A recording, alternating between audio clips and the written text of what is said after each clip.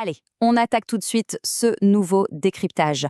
On plonge directement au cœur de l'or blanc africain avec des chiffres et des retournements de situation littéralement vertigineux. D'un côté, au niveau macroéconomique, la Côte d'Ivoire s'est imposée comme le tout premier producteur mondial de caoutchouc naturel, et de l'autre, son champion incontesté, la SAP, le leader absolu à la Bourse régionale des valeurs mobilières depuis 1996. Le décor est planté. Alors, pour bien réaliser l'ampleur de l'Empire SAF, filiale de l'historique groupe Sifka, regardons les faits.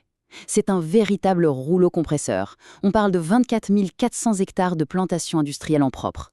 Mais la vraie force de frappe, c'est cet immense réseau de 29 000 planteurs partenaires. Résultat, l'entreprise sort la quantité colossale de 163 000 tonnes usinées par an. Et justement, en 2025, cette machine de guerre a carrément explosé les compteurs. Le chiffre d'affaires a fait un bond de 22% pour atteindre les 340 milliards de francs CFA, avec, à la clé, un bénéfice net qui culmine à 25,1 milliards. C'est un record historique absolu.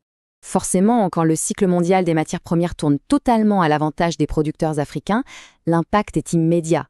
Pour les actionnaires, le dividende proposé s'envole logiquement, passant de 9,4 milliards en 2024 à 12,5 milliards de francs CFA, le sommet de la gloire.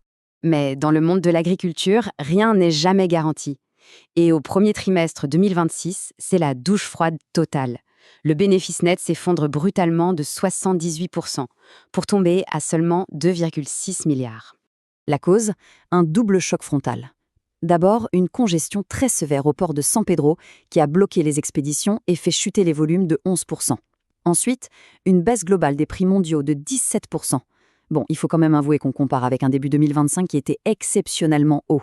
Heureusement, la panique n'est pas de mise car le rebond se dessine déjà. Les stocks bloqués en mars ont commencé à s'écouler massivement en avril. Et la bonne nouvelle, c'est que l'indice de référence mondial, le fameux SICOM 20, remonte la pente pour atteindre 1,91 $ le kilo. L'horizon s'éclaircit. En clair, le verdict est sans appel. La SAPF reste indéniablement une valeur agricole ultra stratégique avec des fondamentaux massifs.